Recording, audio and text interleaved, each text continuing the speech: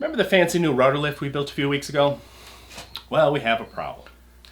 It's long and it's complicated, and even if I tried to explain all the details, I'd have people emailing me or leave messages on YouTube saying that I talk too much. So I'm just going to let Mustache Mike here bottom line it. Well, first of all, it doesn't fit in the router table. I suppose you're going to need a few more details than that if you're going to understand what we're talking about. A long time ago, I designed a sliding rotor table. It was a fabulous invention that makes your rotor way safer and more accurate for a lot of common tasks. As part of that project series, we also built a rotor lift to go along with it. Hey, and it was a match made in heaven, too. But then, a few weeks ago, we designed a new, even better rotor lift. And you think that'd be a good thing? And I suppose it was, unless you wanted to fit the new lift in the old sliding rotor table. It doesn't matter how much you hold your breath and squeeze, it's not going in there. It's kind of like when Stumpy tries to put on last month's pants. I really don't know how we made it without you the last few months. Hey, I'm back and I'm not going nowhere either. So it looks like we're going to have to build a new router table.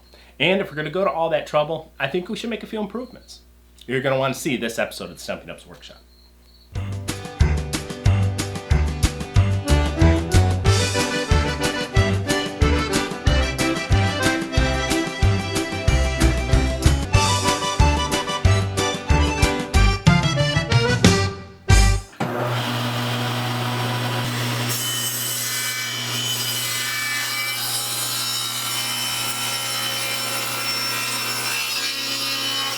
While I got the stash working on cutting the parts, let me tell you about the design.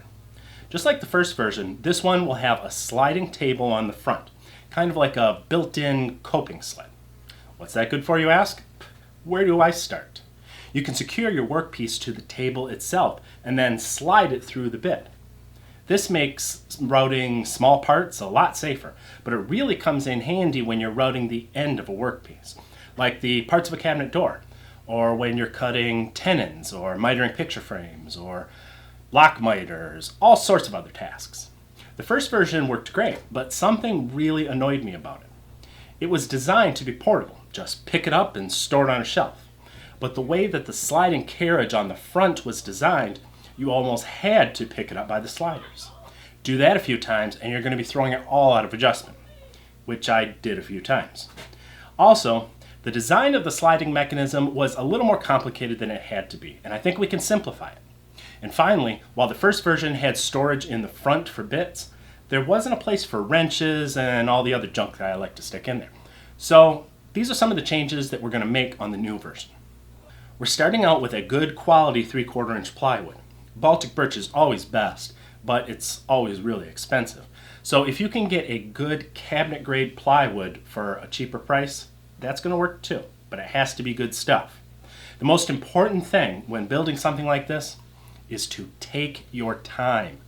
You don't need a fancy table saw. You just have to make sure you lay out your lines accurately and carefully and cut right to them. If your parts are all square and cut to the right size, everything's going to come out together in the end just the way you want it, even with the most complex machines. Now, like I said, I wanted more storage on this one. So I'm adding a couple of banks of drawers to the sides. In fact, the 2 drawer banks make up the bulk of the entire router table. They connect together with just some wooden rails and a back panel. The crucial part is the top, because that's where all the action happens. This is built in 2 sections. The front part is the slider, which will move side to side in a track. Now, rather than a complicated setup with drawer slides like I made for the first version, I decided to make this one simple. The panel runs between a pair of T-tracks. Why T-tracks? Well, it's because the aluminum that they're made out of is very stable and smooth. It's not going to expand from moisture and bind up on you, and you don't have to keep it waxed like you would have to if you were making it from wood alone. I thought I was going to have to shim and mess around with it to get the top of the table and the top of the carriage to come out on the same plane. But, like I said, just by taking our time and making the cuts accurately, it came out perfect the first time. In fact, I'm going to call our cutter-in-chief, the old soup strainer, over here, and he can tell you how we cut the hole for the router plate in the top. But first, I'm going to go get a cold one, so I'll be right back. Help support woodworking infotainment by visiting stumpynubs.com and checking out the plans for many of the projects we build on the show. And while you're there, sign up for the newsletter so you don't miss a thing. So whether you're using your own router plate or you're installing Stumpy's fantastic homemade router lift, you'll have to cut a hole in the center with the rabbited edge at just the right size and the right depth. Now when Stumpy built the first table, he just traced around the hole and freehand cut it with a plunge router. I like to have mine a little bit more precise.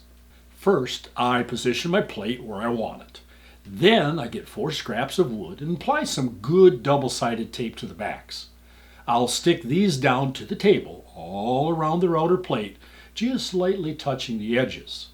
Now I'll install a flush trim router bit with a bearing above the cutter. I set the router plunge depth to the thickness of my scraps plus the thickness of my router plate, and then add just a 1/16 of an inch.